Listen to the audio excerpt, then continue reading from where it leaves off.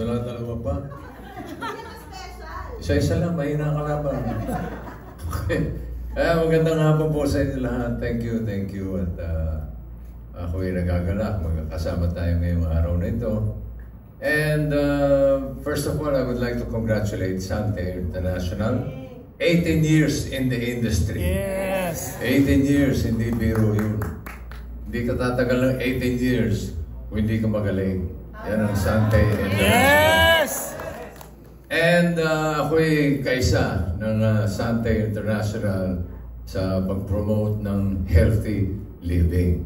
Pag pinag-usapan natin ng healthy living, siguro naman, alam nyo na. Alam na. Hindi nyo na kailangan tanungin. Yan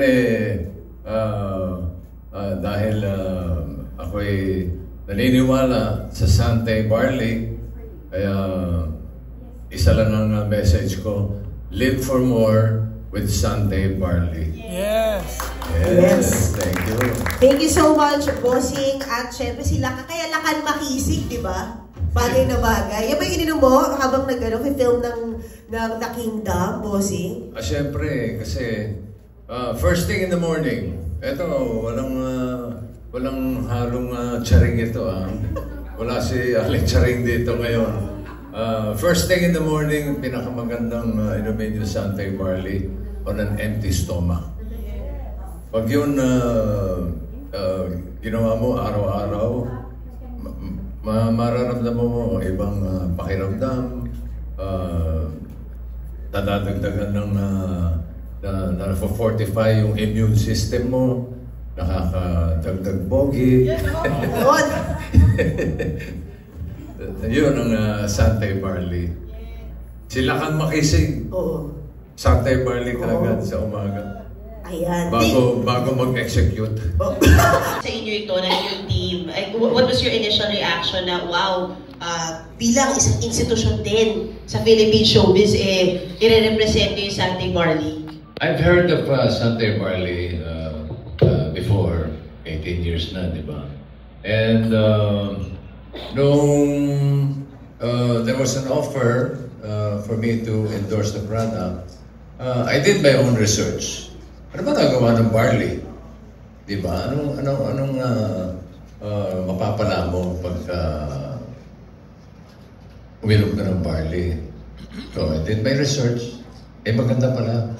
Mahusay pala. It's a superfood.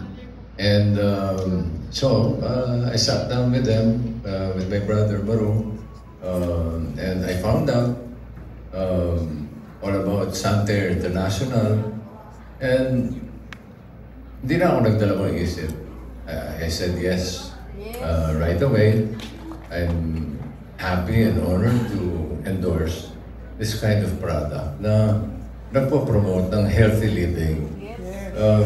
Kasi ako, I'm basta pagdating ng usapin ng mga tungkol sa kalusugan, magandang pangangatawan,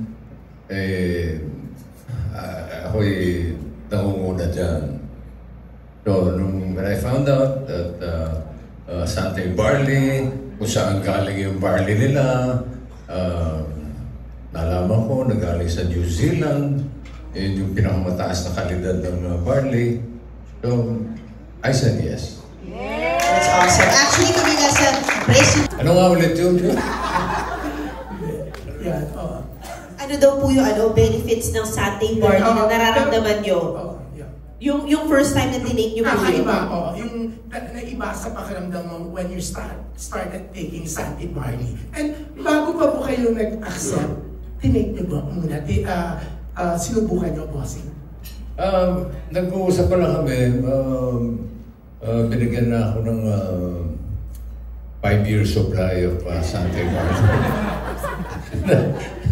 Na talagang yung buong bahay namin, talagang we take it on a regular basis.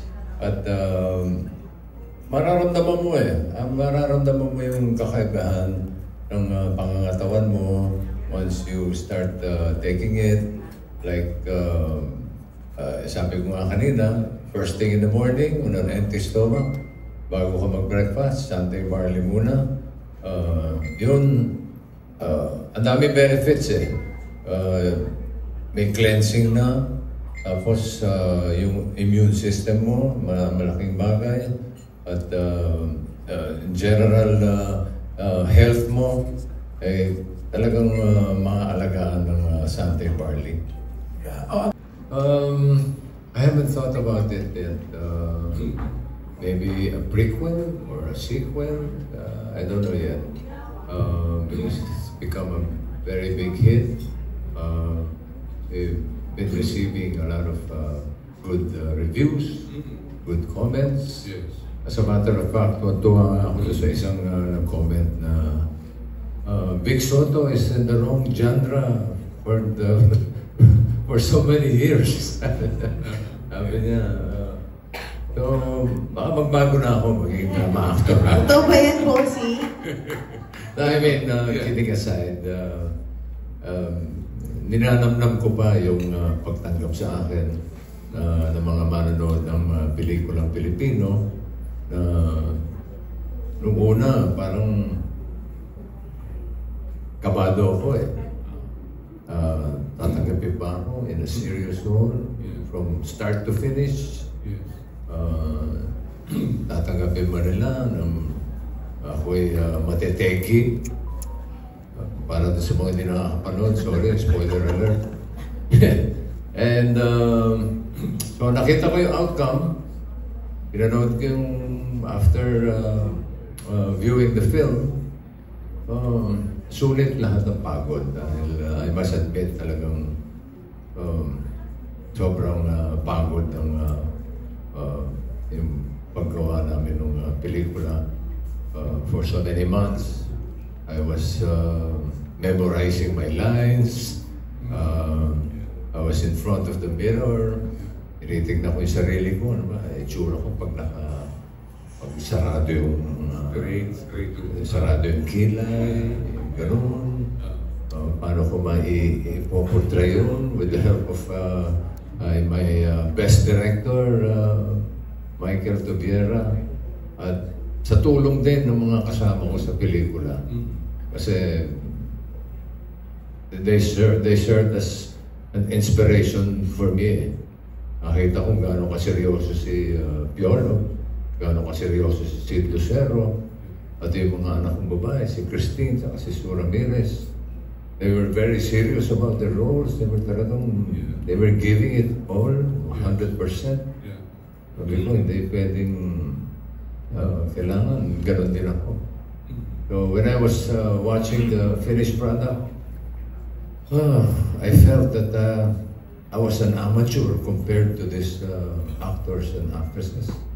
Pero it paid off. Kumbaga, tanggal lahat yung pagod ko, yung puyat namin. We started filming July. We finished almost December na.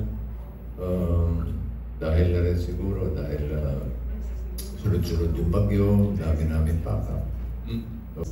Wala naman sikreto eh. I'm always thankful sa kapalaran. Kung ano man ang estado ko ngayon, kung ano man yung narating ko, I always lift everything to God, na ating Panginoon. Dahil siya naman talaga yung director natin eh. Siya rin ang producer sa lahat. So, siya yung nagsasabi na ikaw ganito ka, ikaw ganyan ka. So, ako naman, kumbaga, go with the flow. Like, for example, itong latest movie natin, The Kingdom, sino ba mag-aakala na mag-o-offer sa akin ng isang seryosong pelikula?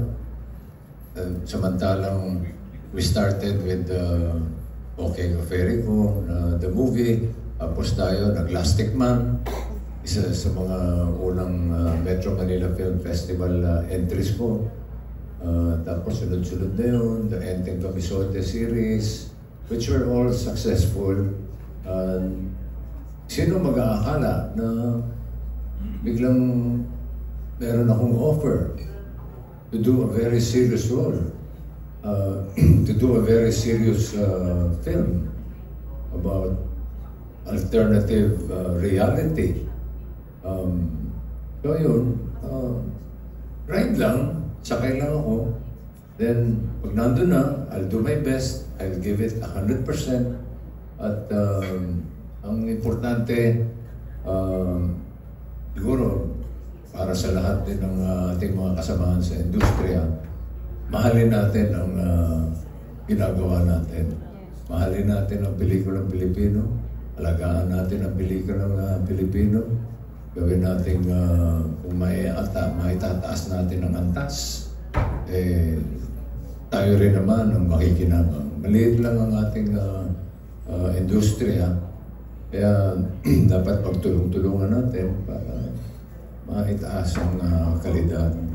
At I'm just very happy and proud that I was a part of a film na pwede ipagmalaki sa buong mundo.